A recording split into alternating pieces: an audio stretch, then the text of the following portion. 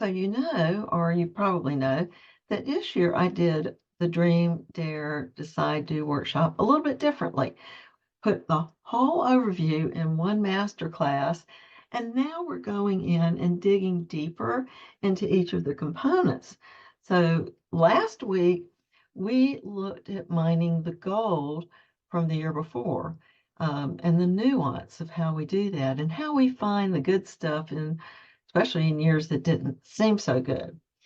Well, today we're going to talk about what do you really want?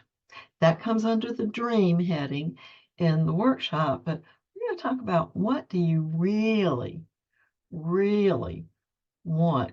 It is absolutely astonishing how many of us think we know what we want. We're absolutely sure we know what we want, but when it comes down right down to it, we're not that clear.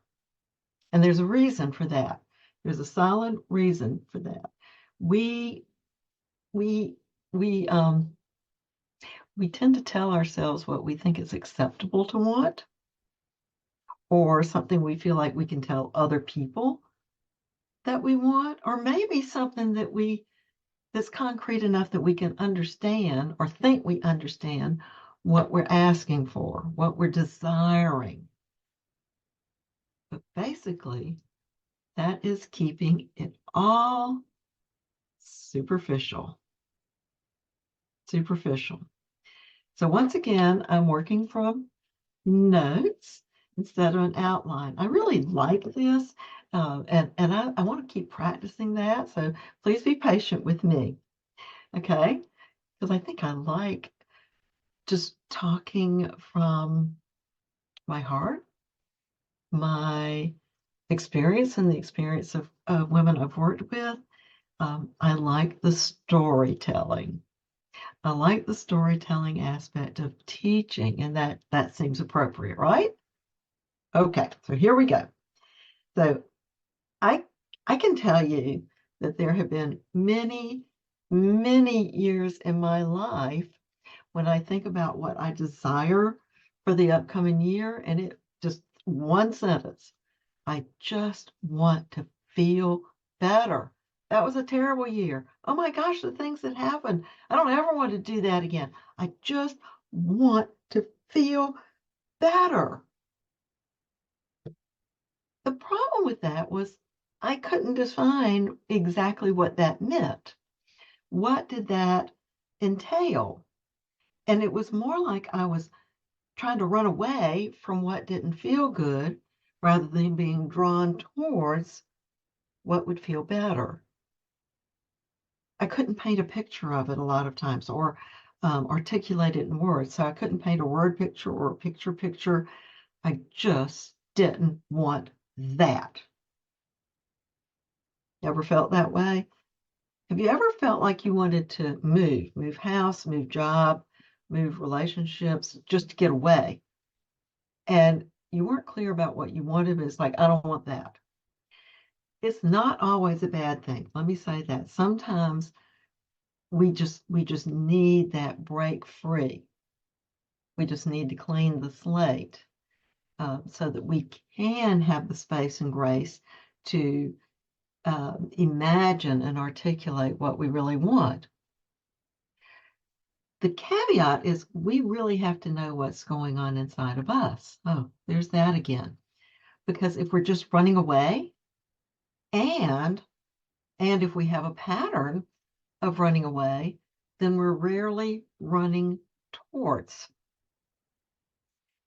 What happens then? I bet you can answer this. You don't need me, but I'm going to tell you anyway. If we're not running towards something and we're just running away from something, it gets all willy-nilly. We aren't being self-directed.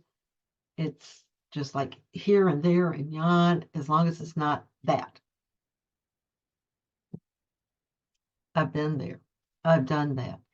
And it gives the illusion of feeling better, except that illusion is always temporary because at some point we see, like, oh, so I've run and I've run and I've run and I'm here, and here is not there. I don't know if I like this any better. It's not there. No, it's not there. But was that what I really wanted? I'm not so sure.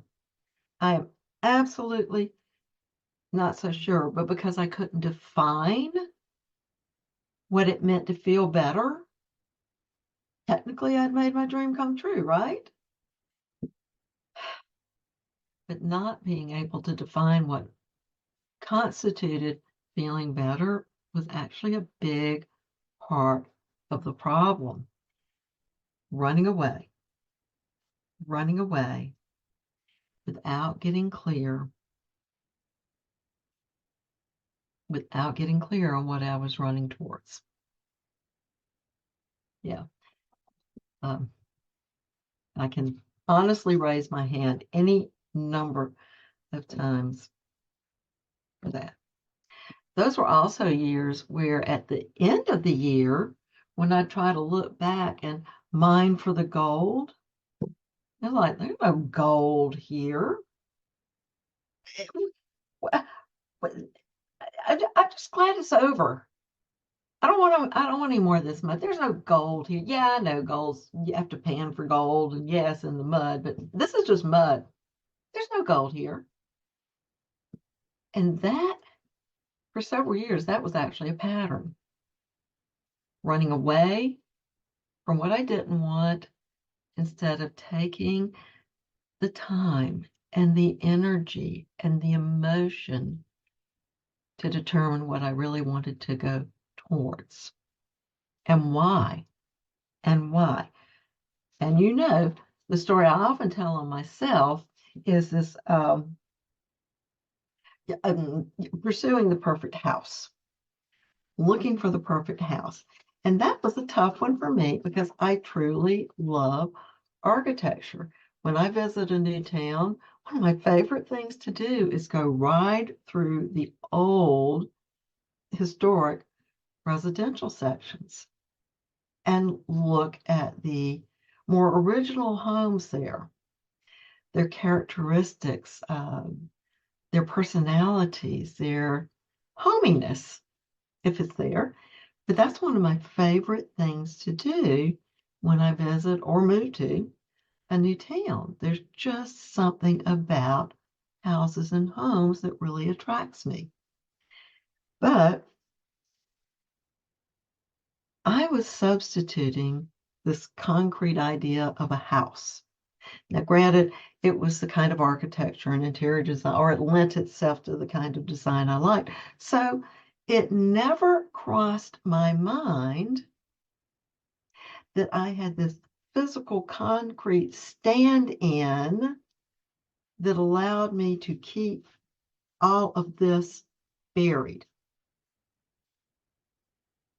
This part, the emotion, the feeling, the heart's desire, the part that I had lost in childhood and craved with almost every fiber of my being. That feeling of home.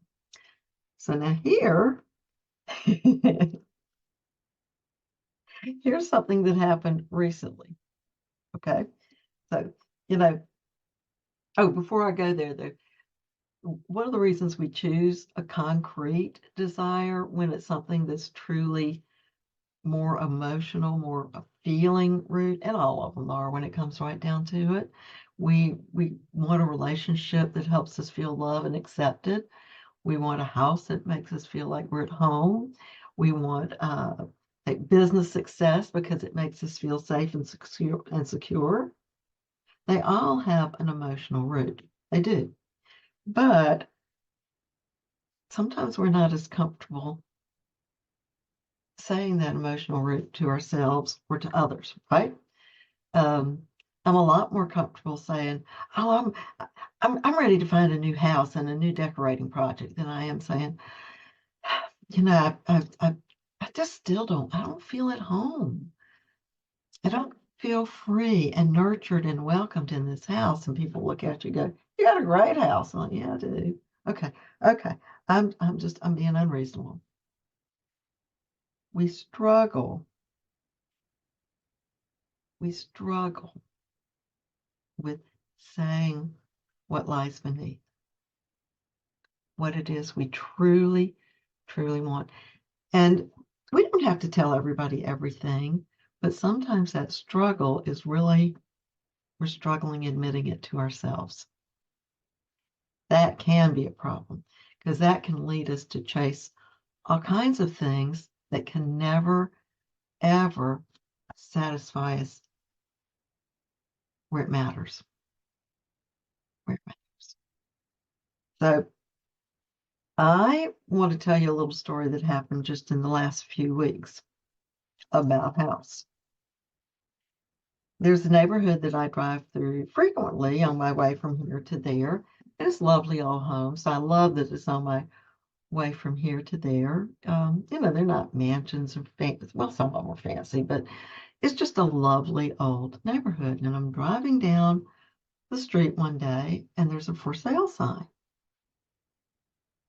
And I'm like, well, that's interesting. You don't see houses go for sale very often here. So I got on Zillow and I looked at it. And it's definitely not a fancy house, but I was struck immediately. It was like I was sucked into the picture and it felt like home. This particular house is empty. It's being sold by an estate. So the next time I went through there, I just pulled in the driveway, walked around the front yard, and just up to the gate, the backyard's fence. I just walked up to the gate, and there are these little stepping stones. And as I stepped onto that stone, once again, I was overwhelmed by the feeling of belonging, of being comfortable and at home. It was a powerful, potent feeling. And I got back in my car and I kind of got the giggles. It's like, this is my house, this is my house, this is my home, my home, my home. And it was weird because, I'm not house hunting. And more to the point, even though it's not a fancy house, it's not really in my budget, you know? But I drove off going, my house has found me, we're together, da da da, just like rejoicing. And then I got, I sat there a minute and I said, okay, what does this house need from me? Now that's the next question. We'll get there in our next video. But here, where I'm defining my desires, was where this came, just that cosmic 2x4, I said, okay, got all the feelings, checks the boxes. I don't have to go in here and remodel to make it beautiful and feel like mine. Paint it. I'm gonna paint it. And then and then ask that question. Okay, what does this house need from me? And the first thing that came to mind was money. Enough money to buy it, enough money to maintain it, enough money to properly love it. And I was immediately deflated. And I kind of didn't know what to do with that for a minute. And then a day or two later, it's off the market. And y'all, I actually grieved. I grieved. And it was, oh, somebody's going to buy it and they're not going to see the hominess. They're not going to see the charm and the history. They're just going to update it and completely remodel it. And I hope that's what the house wants for itself. And yeah, I might have gone into all of that. But in that grieving, a distinctive epiphany came to me. There had been a big part, even though I knew that what I was really seeking was the feeling of home, of being at home, of moving freely in a home that accepted me as I was, there was a big part that was wishing and hoping, just wishing and hoping, and not doing my part. I'm kind of segueing over into the next, what does it want from me? But anyway, the grief transformed from wishing and hoping and pie in the sky and all those things that are really tempting when we start setting goals for this year. Oh, I'm going to stretch myself. I'm going to set this goal way out here. I'm going to shoot for the stars. And if I miss, I'm going to land on the moon. Nothing wrong with any of that. But let me ask you this. When you set the kind of goals and you describe your dreams in terms of things you think you're supposed to do, like my parents wanted me to set these kind of goals. My friends and colleagues want me to set goals that are out there, that'll draw me towards them. How far do we go with that?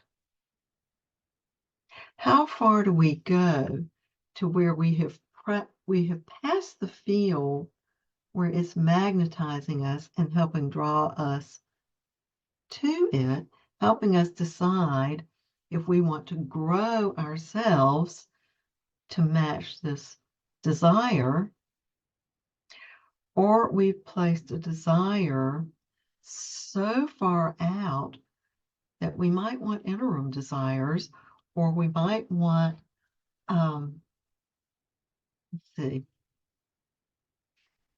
we might want to bring it a little closer to something we can actually achieve. And I don't even want to say realistically. I like dreams that are at least a little bit unrealistic. Where this took me, though, was the house I live in now. What's wrong with it? Absolutely nothing. It's a great house. It's a great house. And the reasons I hadn't felt at home here, you know what?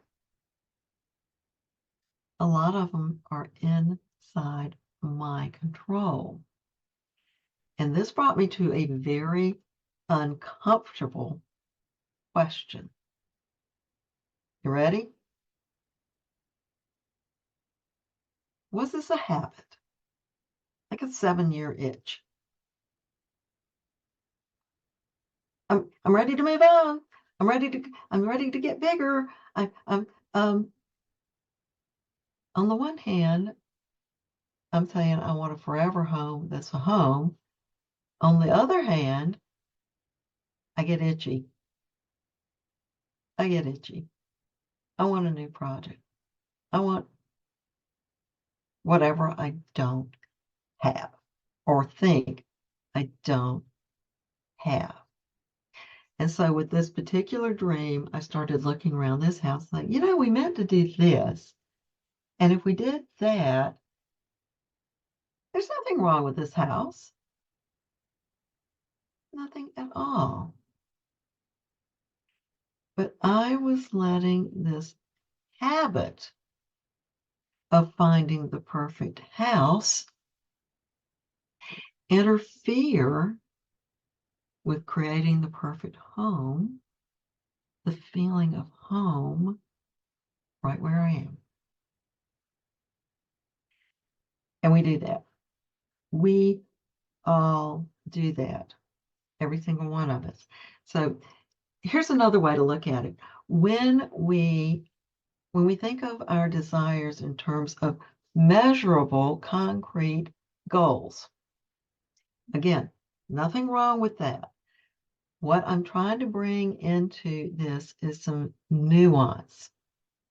So there's no criticism of measurable, concrete goals, but sometimes they lack nuance, and sometimes they lack the element of how do we want to feel? And sometimes they lack context. But sometimes there's a disconnect between this measurable, concrete goal and the emotion, the feeling. And the synthesis of those is where our dreams and goals and desires feel most potent and most transformational when we began manifesting them, bringing those desires into our reality. So when you set the goal, let me throw something that tends to be controversial in here. If you set a goal of losing 10 pounds this year, I've done that, probably some of you have. Do you inadvertently limit what you can achieve? Yes, that's concrete. Yes, that's measurable. But what if you approached it differently? My goal this year is to help my body become the healthiest it can be. Its healthiest weight, its healthiest strength, its healthiest. And now it's not limited. I mean, 10 pounds might be ideal for you, but it might be 8, it might be 15, it might be 0. Had you thought of that? It might be 0. Your body might not want to have a goal of losing more weight, which could send you to depriving yourself or, dieting or limiting yourself in other ways. Maybe it just wants you to add some healthier eating habits or add some extra movement or start taking walks or I don't know. I'm not a gym person. I've tried it. I like doing things like Pilates at home or kettlebell at home, and I've gotten out of some of those habits. What does your body want? Well, bottom line is it wants to be healthy and it wants to participate. Your body wants this to be a collaboration between you, your brain, your feelings, and your body. So sometimes when we set a really concrete goal, we are doing it here and leaving it out here and here. And they always work better when they're working together. Same thing comes with financial goals. If you say, I want to make 10,000 more this year, don't we all? Or, well, maybe not, but a lot of us do. Is that limiting you? And is that another brain goal? What is it that you want to feel from earning extra money this year? Are you looking for security? Are you looking for some extra freedom? Are you keeping up with the Joneses, so to speak? Did your parents tell you that, this is a number that means you've succeeded? Or in your industry, is there a number that means you succeeded? Or did you have the privilege to be a stay-at-home mom? I did for a little while, and I loved it. But so many of my friends were working moms, and like, well, like I don't have anything there. I mean, my job is raising these children and keeping the house, but that doesn't feel very valuable right now because I don't get a paycheck. This wasn't involved. This wasn't involved. It was just this and the shoulds and the shame. That's it. That's it. So what is missing? When we start we start dreaming. What do we really want?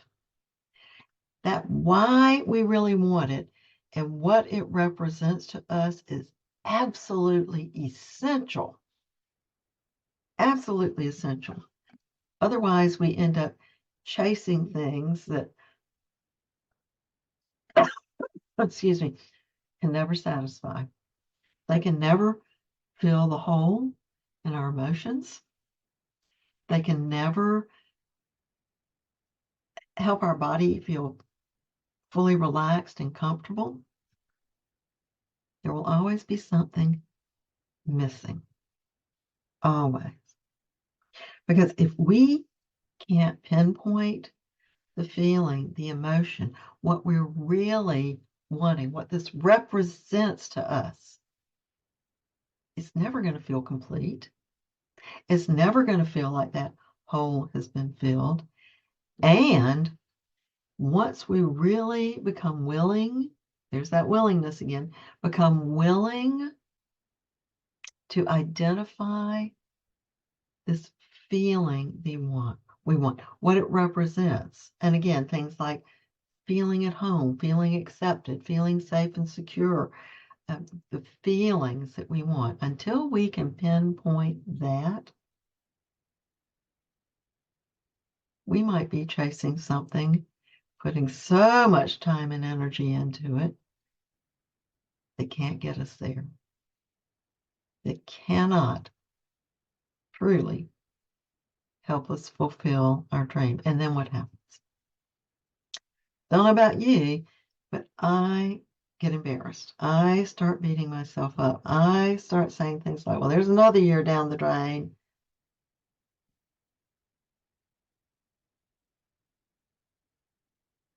When you dream, put your emphasis not on the thing as much as what it represents to you. The feeling, the emotion, the wholeness in yourself. How does this thing you want feel like it will bring you home to yourself? Technically, you never left, and yet you're like Dorothy, going to Oz looking for home, and it's already right here. Keep all of that in mind as you're thinking about what you dream, what you desire, and how you define it. We'll go deeper next week into what this dream or desire wants from you. How does this reciprocity work? So until then, dream with feeling. See you next time.